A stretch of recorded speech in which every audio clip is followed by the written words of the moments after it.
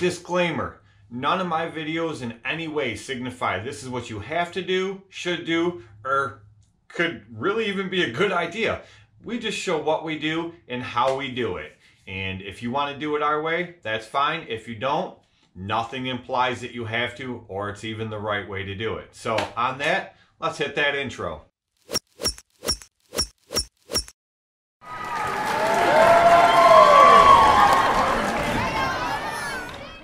Okay, so I figured I'd start this video off by just clarifying some things. A lot of good comments, a lot of good feedback, a lot of good suggestions you guys left on yesterday's video about the walker. So let me just clarify real quick. So that machine has over 2,000 hours on it. I think I'm around 2,400 hours, something like that. And the original gearboxes that were on it were original, you know, right from the beginning. It's like I just said, the original gearboxes, and they were aluminum boxes. Now what I did was last year, in the beginning of the year, I hit a steel water shutoff that was sticking up out of the ground. I was cutting a little too low and it smashed it. It like cracked the bottom of that gearbox. I showed it in another video. When you're sitting on the machine, the right gearbox, it cracked it right in half. Well, it didn't break the shear bolts that attach the blade to the cup, that gold colored cup that bolts to the bottom of the gearbox. It didn't break those shear bolts at first, and then it broke them off and allowed the blade to flop in there, which cut a couple grooves in the bottom of the deck. Now, when that happened, it should have broke the shear pin that goes through the drive shaft where it connects to the T-box. It did not break that shear pin at all. So what I did was I took that gearbox off and I went out to my dealer to get a new gearbox. They didn't have one, but they had a used one. They rebuilt gearboxes. So I got the used one from them. I came back and I put that gearbox on. Now that gearbox started to leak. So my plan was just to replace it with a brand new gearbox. I got a smoking deal on 2 of them. So I just bought 2 new ones and I put them on. Now before I put those 2 new ones on, even though I had smashed that other gearbox and I put the used one on, it still didn't make that noise, okay? And the noise I'm hearing, I explained it as a ting noise, like ting, ting, ting. That's not what it's doing. I guess I explained it wrong. It's like a rotational noise, but it's like metal sounding. Okay, so anyway, back to, I put that used gearbox on and I ran it for probably another month and a half, and it never made that noise. It still sounded perfectly fine. Everything was good to go, and I never did anything else to it. Everything was fine. So I got the good deal on the 2 gearboxes, and I put the 2 new gearboxes on it because that used one was leaking from the top, from the side. It was just leaking from everywhere. So I put the 2 brand new aluminum boxes on it. That's when I started hearing that sound, okay? So then I got the Pro Gear cast iron boxes, and I put those on it. And because everyone said, you know, the sound will get quieter with the heavy-duty cast iron box, so I put those on it. In the center T-box that was sent, or that I got also, that was cast iron, that one had the wrong shaft on it to connect to my drive shaft. So I took the gears out of that cast iron one and put them in the aluminum one because they're heavier duty gears, and it still made that noise. So now I just replaced that center T-box with a cast iron box, and I replaced both pieces of drive shaft. As I showed you, that inner piece had a crack in it. I replaced both of those, and it still makes the sound. So the point is that even after I hit that water shut off and it smashed that other gearbox, I still didn't have that sound. It was still perfectly fine. Everything was good to go. So what I'm thinking is one of 2 things.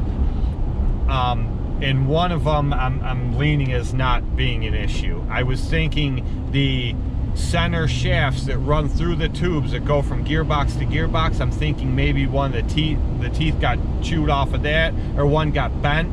So when the PTO is going and they're turning in there, it's hitting the inside of those tubes, which would be making that sound. But I don't really think that that's an issue, because like right now, as I showed in the video yesterday, when I have no blades on it, it doesn't make that sound. As soon as I put the blades on, it makes a sound. It doesn't matter if I have just 2 blades on there with the regular cups, or if I have the Versamo with the 4 blades on there. It doesn't matter either way. It makes the same exact sound. So it's not because of the Versamo blades, because it doesn't matter either way. I still get the same sound. But when I have no blades on there at all and I engage it, there's no sound. So what I'm doing now is I'm on my way out to my dealer. I'm going to get 2 brand new blades and 2 brand new cups, because I'm thinking that maybe one of those cups got smashed, bent, tweaked, something that is causing the issue.